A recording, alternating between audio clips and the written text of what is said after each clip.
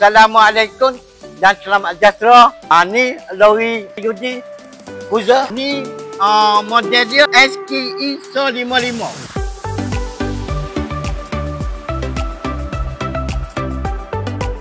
Ni depan dia ni super lori Isuzu. Ni lampu dia pakai bo halogen. Panjang dia ni belah kaki 8 inci.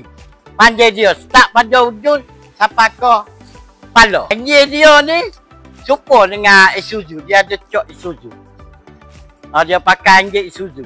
Tayar dia ni dia pakai ring 17.5, saiz dia 215/75. Dia pakai double spring. Dalam ni kalau tengok ni dia luas.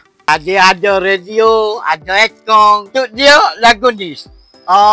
Dalam ni steering dia macam ni. Seat dia gear manual. Nak tengok, nak beli bogey Yudi Truck di Padang Kala. Lepas tu boleh call saya, call Mr. Sen, call Office.